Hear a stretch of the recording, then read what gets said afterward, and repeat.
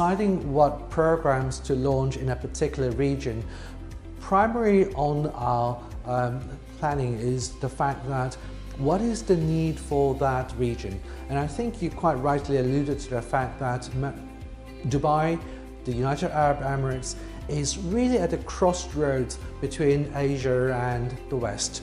It is really where shipping would always pass by. It would be exceedingly hard for goods coming from the Far East in Asia to not pass by this region to get to Europe and to get to North Africa. So this whole region is therefore really quite vibrant in terms of the shipping industry. But of course we also know that when it comes to training and education, it's not just about getting people to work on ships anymore. A good number of ships are now automated, there's a lot of automation, a lot of technology, but it's getting the high level type of expertise to build that up within the sector. So this course essentially looks at providing maritime law education and training not only to qualified lawyers, but also to people who work in the industry. So assuming that you work in freight forwarding, assuming that you work in the port authorities, or assuming that you work on board a ship and you encounter the application and the enforcement of maritime law on a day-to-day basis, but don't actually have enough knowledge and understanding and the competencies around the use of maritime law, this course is actually going to be quite useful. So we think that there is a need here. We also think that it is a learning curve for the university. As you may know, the City Law School in London is very much at the forefront of maritime research, and we have worked with the International Maritime Organization, the International Chamber of Commerce, the OECD, and a good number of other international organizations involved and embedded in the work of shipping. And so we feel that by coming out here, we're not just delivering training here, but we're actually building relationships out here with stakeholders who work in the community. And I think that's really important, because education and training is not one-directional. It's not about somebody standing out there and just delivering a course. It is a two-way thing. It is about building a relationship. It is about forging networks. And in this increasingly globalized world, I think that is really quite important for us to have a presence here, to build up strong relationships and really be a stakeholder, be a player. And we want to be in Dubai, in the United Arab Emirates for a long-term future. It is not about a short-term, one-off event as such. Right, I think that's a really good question. Well, for one thing, what I would say is that this course has been running in London and in Greece. As you know, Greece is another shipping hub, and in 2 maritime hubs for the last 10 years. So we have got a good experience and a good pedigree.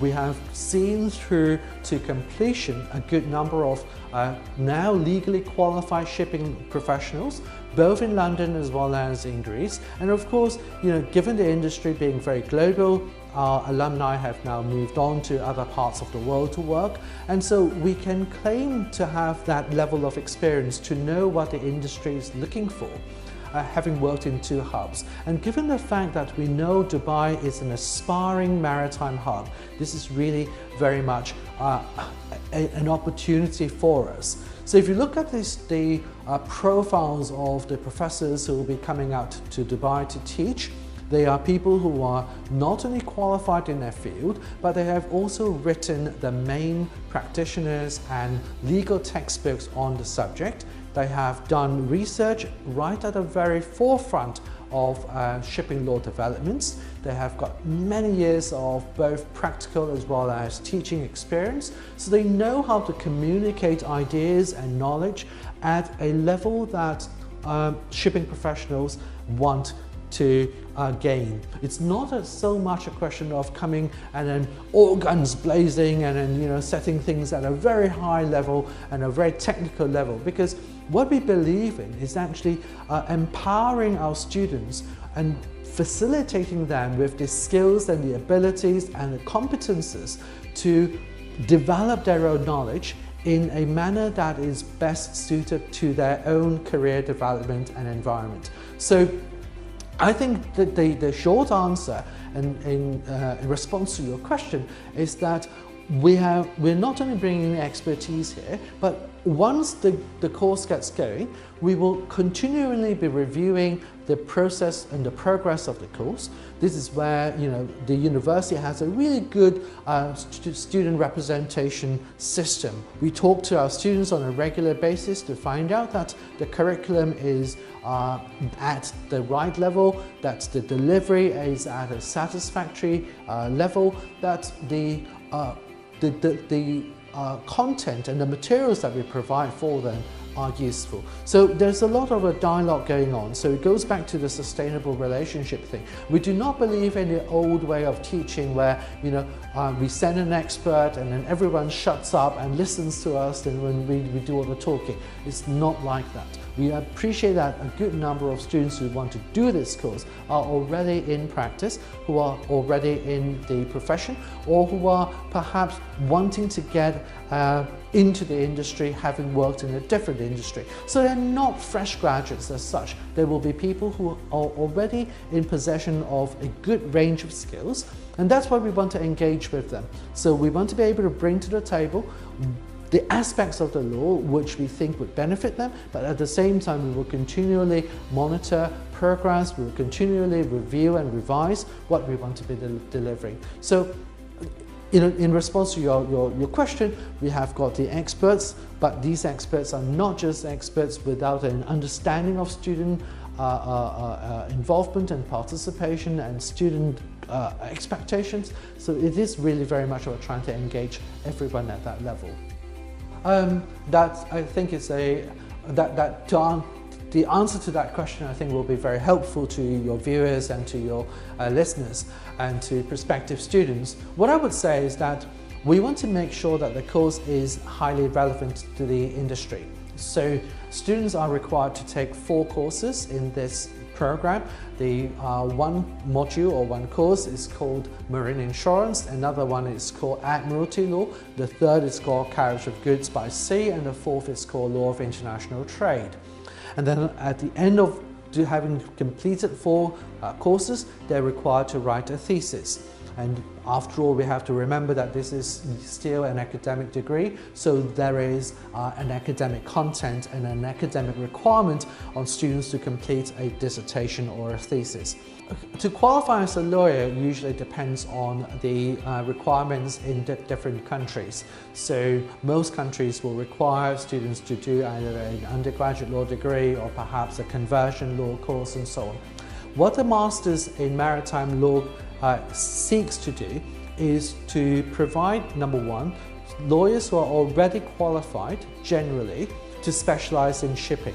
Okay, so that's one route. So for somebody like yourself who comes from a non-law background, a business background, or perhaps for other people who may come from a shipping background but not in law, this course allows you to apply the knowledge of shipping law in your new work environment. So for example, if you then decide to work in a shipping company or decide to work in a freight company or perhaps in the shipping department of a bank or to work in say the marine insurance sector or perhaps to work in say the civil service, then this course gives you that specialist knowledge.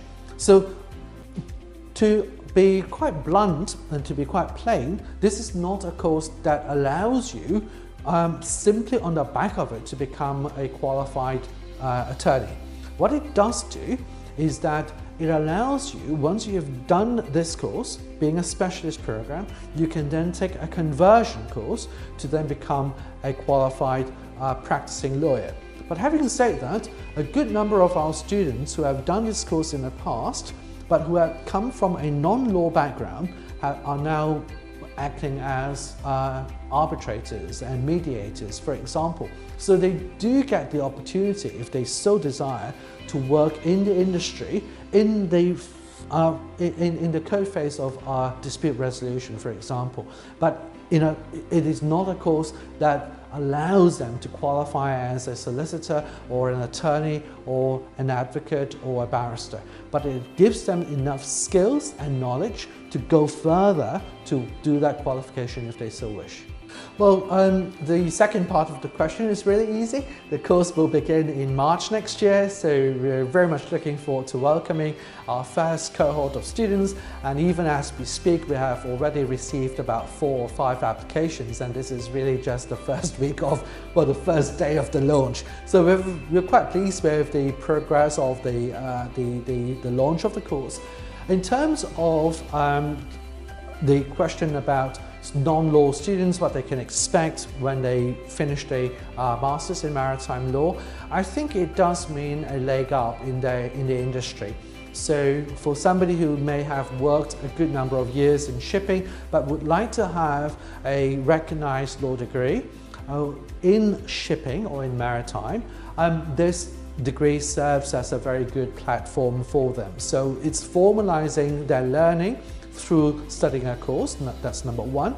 For those prospective students who are working perhaps in non-maritime sectors but want to move into the maritime sector, getting a qualification like this, which runs over the course of about 14 to 15 months, which is not a long time, and it's flexible enough for you to keep your job and do this course, because we teach at on weekends, for example, so that you're not having to encroach on your day-to-day routine. Be able to finish this course within, say, 14-15 months, and once you've got the course behind you, the qualification should open doors for you in the maritime and transport and trade sectors. So it is a good route from those who are not in maritime to get into maritime. And of course, if you look at this region, given the investment in shipping and trade, this is clearly a very good career path to follow. Third, for those prospective students who are already working in shipping, but perhaps at a junior level, perhaps at a middle level, and they are aspiring to get to senior levels, and they want a proper recognition of their abilities, an accreditation of their knowledge and skills, then the law course is actually really quite suitable to them as well. So these are the 3 types of students that we're aiming at. But of course, we're not saying no to highly ambitious, young graduates who have just finished their law degrees and they do want to, specialize in maritime law. Then, the course is also very welcoming to them, provided that they do know that the expectations are very high. It is a rigorous program, and you don't compromise on expectations and standards. I mean, clearly, for a law course to have a solid, strong reputation, it needs to be rigorous, it needs to be intellectually challenging, but at the same time, it also needs to be highly relevant and up to date. Yes, I mean, we clearly are looking at, the university has a very generous scholarship scheme, and that applies to most courses.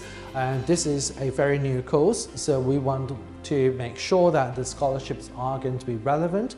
And of course, given that the primary focus, I'm not saying, there's no focus on the secondary market, but the primary focus is very much on people who are already professionals and so on. For fresh graduates, if they've just finished their law degree and they have got very good GPAs, then yes, we're very happy to consider applications from them for scholarships. So, and if they have got any questions about scholarships, then we would very much urge them to get in touch with us, and we will give them the requisite advice. So it's very easy. All they need to do is go on to City University's website, which is www.city.ac.uk /law. And then just follow the links from there. The application form is there. They can upload all their paperwork on the website, and we will aim to respond with a decision within a month or so.